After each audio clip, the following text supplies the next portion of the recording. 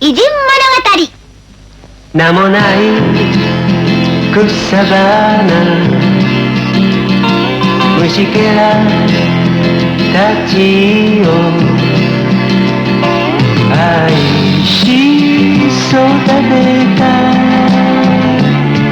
人がいた。自分を犠牲にふるさと国を戦い守った人もいた。後に続け青春たちよ、後に続け遅くはないさ。急ぐことは難しいが、時に振り返ることはもっと難しい。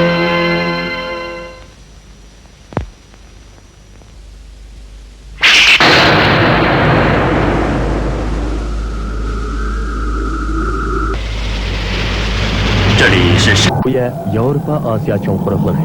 Bularning sharqiy qismidagi bepoyon qumliq. Qumliqda yashayotgan kishilar mundaq bir rivoyatga ishonadi.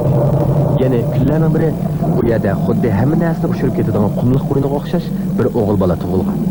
U butkul Gobi cho'lligini, yo'q, butkul dunyoning qiyofasini biroqla o'zgartirib o'tgan. Endi biz hikoyamizni 800 necha yil ilgirki ma'lum bir kundan boshlaylik.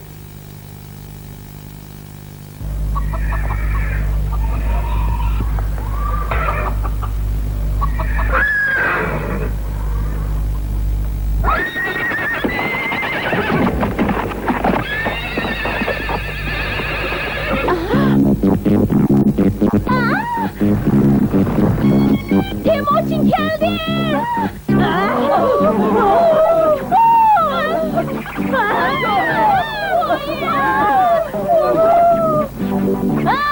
Çapsan, havadan tutsunla. Ay.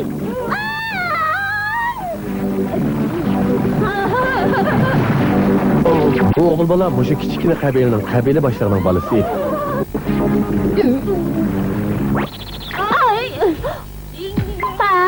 Çapsan havadan tutunla.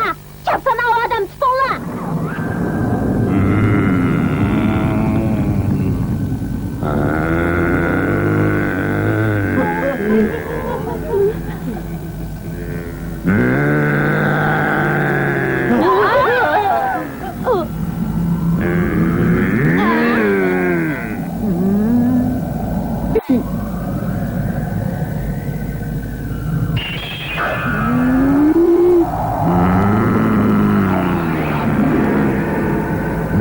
Kang dalada sargardan bo'lib yurgan palchi edi. Vay, sen yo'qolgan gapni qildi ekansan. Men sen qiyridan hargiz qo'rqmayman. Sen hammishni mening gapimni anglashing kerak. Uqdingmi? Mening gapimni anglashing kerak. Temuçin, og'zing nimandaq yomon bo'lib ketdi. Haqqi shundaq gap qilsang qanday bo'ladi? Adab qoidani ozroq bilgansan. Chiroydin dunyoning nuri chaqnab turdi. Bu deginim, bu bola podsho bo'ladi. Nurg'un qabilalarga hukmronlik qiladi. Ya'ni uning ko'zlarida dunyoni kuydirguchi yolqin chaqnab turdi.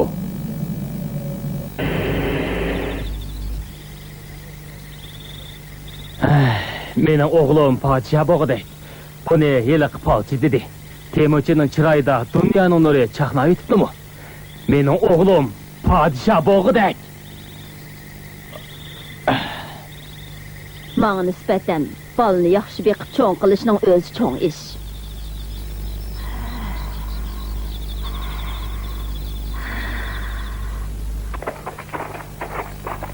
Uzun o'tmay bir ish yuz berib, kichik Temuçinning taqdirini o'zgartirib o'tdi. Temuçinning dadasi o'g'il chiqqanda ular bilan dushmanlashib kelayotgan bir qabilaning qo'liga tushib qoldi.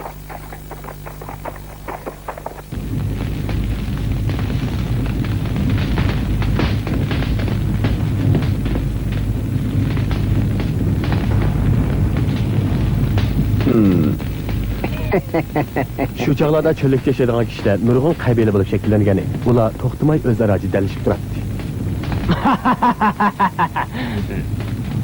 Hurmat sharobini untinsiz ichib o'tish g'ururi kuchli bo'lgan cho'llik erlarining qoidasi edi.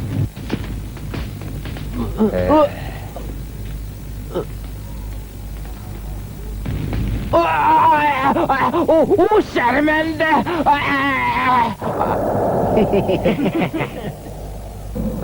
Men keldim. Ço. Kim kelyapti?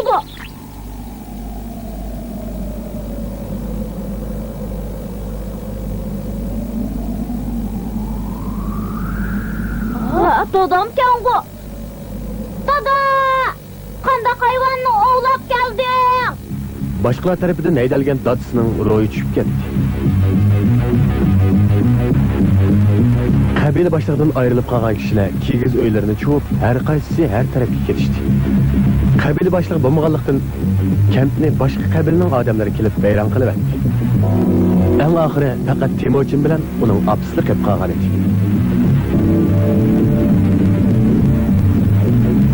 Ay! To'xtanglar!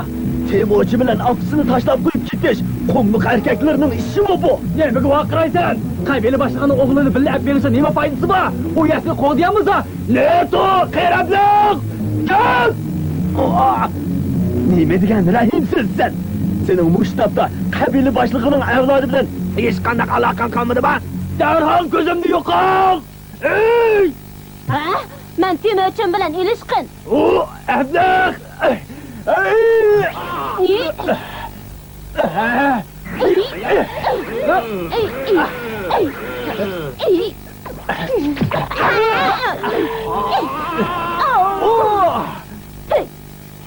Bu ablah. Temochinni tutib, uni boshqa qabilalar bilan ko'rishgani so'g' sutini berib o'taydi. Uni sen chaqlamanglar. Ma'qul, kela. Bir qabilaning boshlig'i o'lsa, atrofdagi qabilalar o'lgan boshliqning bolasini qaslashni boshlaydi. Agar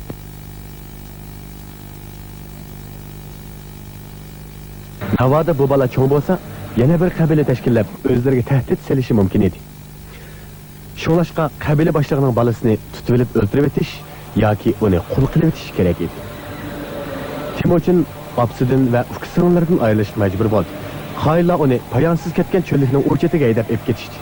Ular Batur qabila boshlig'ining o'g'lini ko'rishi so'g'is ustida boshqa bir qabilaga demoqchi bo'lishdi. Mana bu Xaylaning xiyoli edi. Qabila orasidagi jidal majralarni damkuta bo'lib qolgan deb aytishga bo'ladi. Bu vaqtdan keyin Temochin o'z qabilasi sezmagan kishilik turmushdagi tub masalani birdila bayqab qoldi. Eng oxirida Xayla Temochinni bir qadar kuchli bo'lgan qabilaga setib bu qabilaning boshlig'i Temochinni qamchi bilan urdi. U faqat o'zining kuchini Temochinga ko'rsatib qo'yish uchun shunday qilgan edi.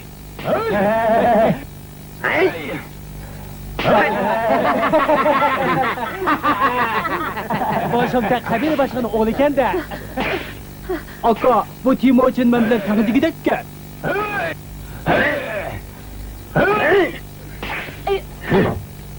Beshingni ko'ta! Beshingni ko'ta deyman. Chiroyingdan dunyoning nuri chaqnab turibdi emasmi? Beshingni ko'ta. Men qarab boqay. Bo'ldi, urmanglar. Faqat men bu cho'zuk hukmronlik qilaman. Ya, butkul Mo'g'ul qabilalariga hukmronlik qilaman. Boshliq, bu haramzadadan heliq ko'zlarda ko'ydirguchi yolqin chaqlab turdigan yomon shumtek shu. U hayotli bo'lsa, jazmansizning dushmanimiz bo'ldi. Atatiganda kun chiqqan aman, butun qabiladagi kishilarni yig'inglar. Uning kallasini kezaman. Xo'p.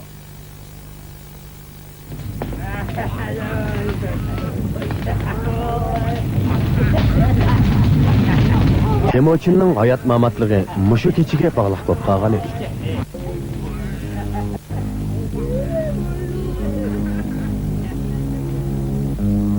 Temochin butun zehnini yig'ib o'ylabdi. Kar ketgan bu zaminda nemishqa Mo'ng'ul xalqi nurg'un ushaq qabilaga bilinib olib o'zaro urushadi. Nemishqa birgada bo'lib uyushmaydi. Men yashashim kerak. Butun Mo'ng'ul xalqi, yo'q, butun bütün dünya halkı bir gavda bulup bu iş birli yaşaşı gerek degenden ibaret bir mukaddes etiqat Temurcan'ın kalbinde yalqınlaydı. Akar yıldız öz arzusuga yetkendek asta yo'qolib ketdi.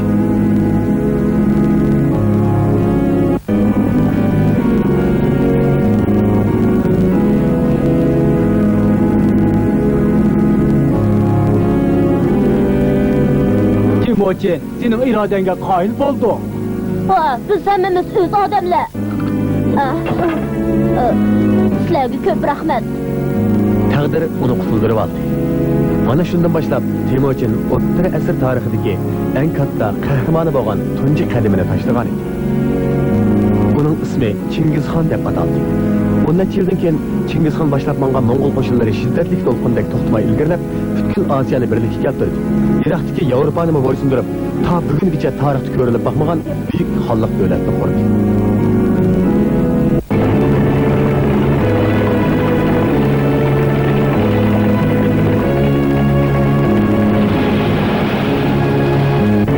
Chingizxonda uning buyuk xonadonligi xuddi Gobi cho'lligida chiqqan qo'yindek dahshatli paydo bo'lib, yana dahshatli holda yo'qolib ketdi.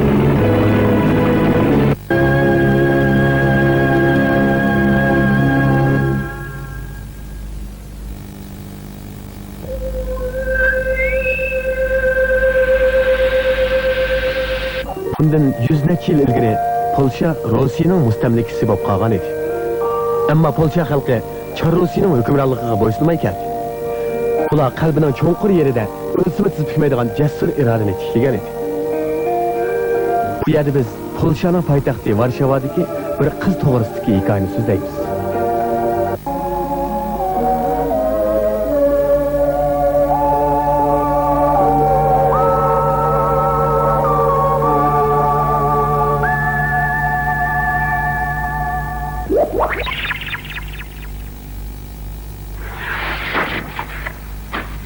Qara hada, Mariya Tefchili dadamning kitobini o'qiydi. Buning foydasi ko'p.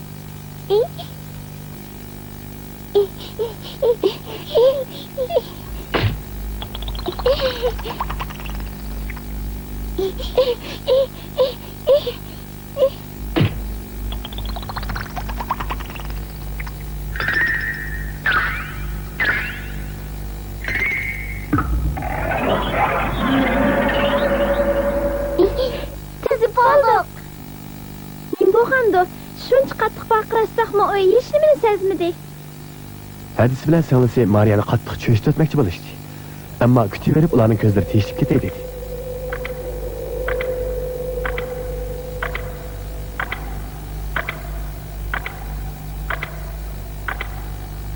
O qachonliq sizda?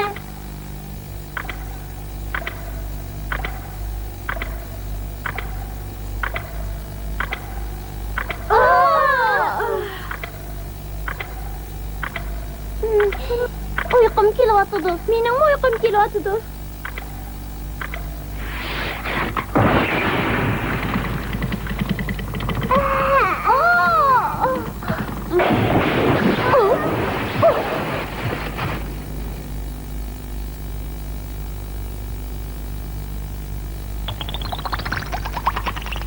O tefchili bizni ko'midi. Ha, kiring. Bu men dada. Mariya, nima ishingiz batdi? Kitobni akirdim. Dada, kitobni o'qisin aytib ma'nilik bo'ladi ekan. Bundaq kitoblarni o'qisangiz, tefe bir oz baldurlik qildi-ku deyman. Sizga o'xshash kichik qizlar mehmondorchilik, qo'ncha qatorliq o'yinlarni o'ynasangiz bo'ladi. Boshqa qiz bolalarga o'xshash. Meningcha, mushunday qilsangiz sizning yeshingizga bop keladi, ha? Mariya, siz hamisha mushunday narsaga qiziqsiz, ha? Bu qandoq narsa? Bilgingiz kelyapti-da.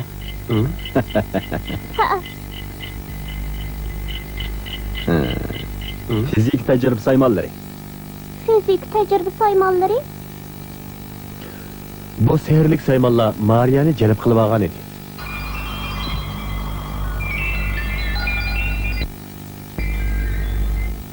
Fizik tecrübe saymalları. Fizik tecrübe saymalları. Fizik tecrübe saymalları. Fizik tecrübe saymalları. Fizik tecrübe saymalları. Fizik tecrübe saymalları. Aradan 10 yil o'tgandan keyin bu g'ayri mijozlik Mariya Varshavadagi qizlar maktabini a'lo natija bilan bitirdi. Maktab uni bir oltin medal bilan mukofotladi. Dadisi uni go'zal bir yezda bir yil dam og'zish bilan mukofotladi. Uzundan beri bepoyon dallarga kelib boqmagan Mariya saf havodan qonmug'ichi nafas oldi.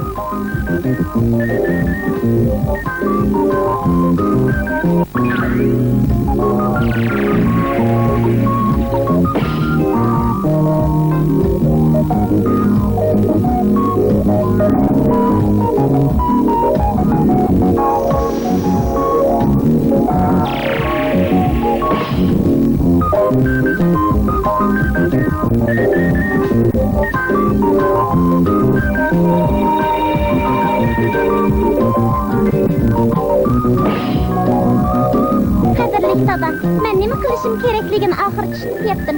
Men davomli tirishib, matematika, fizika bilimlarini o'rganman.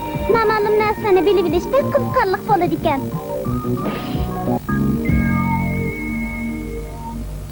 Aradan yana 8 yil o'tdi. Polsha yanala Rossiyaning mustamlikasida turib oliy maktabga kirib davomli o'qish uchun erkinlikning poytaxti bo'lgan Parijga berish kerak edi. Mariya davomli bilim olish istagi bilan Parijga keldi. Fursat oxir keldi. Men tirishib o'qishim kerak. Erkinlikning poytaxti bo'lgan Parij romantik shahar edi. Bir kuni Mariya qat'iy qilib kitob o'qiyotgan chog'ida uning oldida bir yigit paydo bo'ldi. Uning ismi Kiyori Per edi. O nayt yosh bo'lsa-mu, u bir munavvar fizika olimi edi.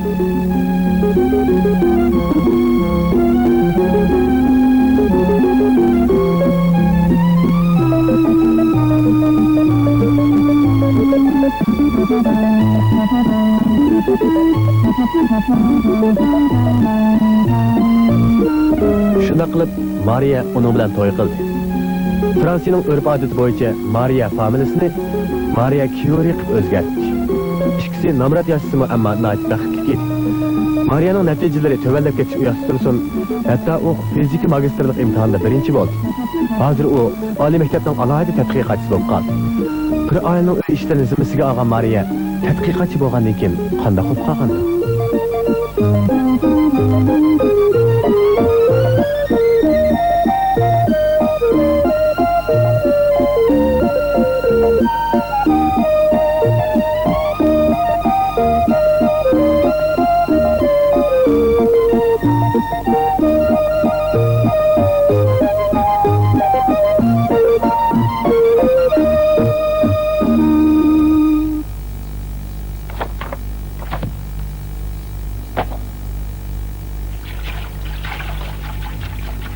Ben to'g'ri o'lchab selib, dunyodagi eng usta oshpaz bo'lishim kerak.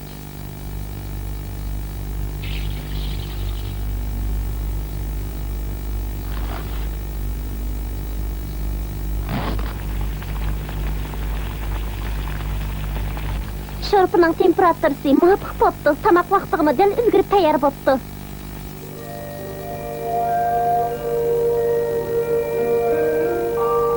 O'sha chog'larda Mariya radioaktiv nur ustida tajriba o'tkazayotdi. Mariya bu toshdan ilgari zodi ko'rilib boqmagan bir xil radioaktiv nur chiqayotganligiga qattiq hayron qoldi.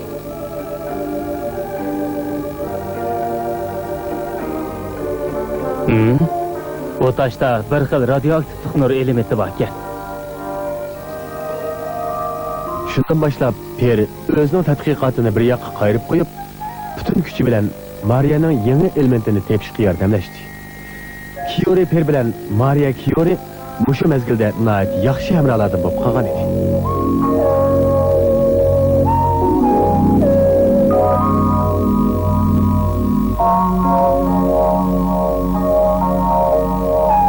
Dal mush chog'da Parvardigor ularga eng qimmatli boylikni sovg'a qildi. yana ularning tunji farzandi dunyoga keldi. Balam, qarang, bu opangizning bebaho boyligi.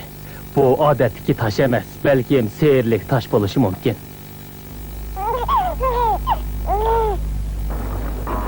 Ular balasini har kuni bola boquvchiga olib bergandan keyin ondan tajribaxonasiga qarab mang'atdi.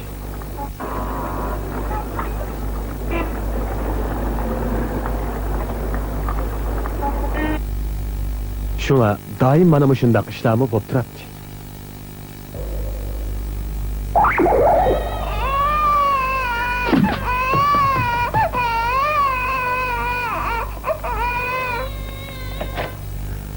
Maria jazman o'zini tutib olib tadqiqot bilan shug'ullanish kerakligini obdan tushunadi. O'zining bolasi uchun, shundaqla barliq bolalarning baxtli kelajagi uchun berilib ishlaydi.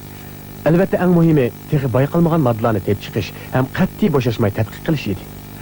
Ular mushundaq berilib tadqiq qilish orqali radiy deb atiladigan radioaktivlik yangi elementni tepib chiqdi.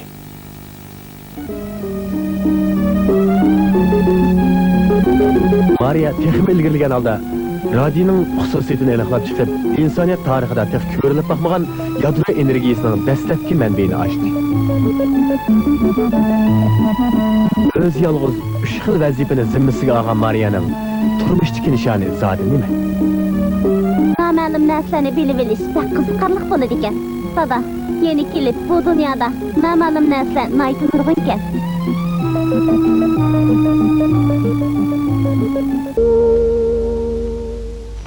遊び好きだけどちょっぴり我慢して夏の日盛りもよいしょ働いたよ今でこそ私めは大統領国を司る偉い人でもさ本当はさただのアリ羽目を外してなんちゃがしたいのよねおっとっとっと本文忘れるべからずありのありによるありのための私めは大統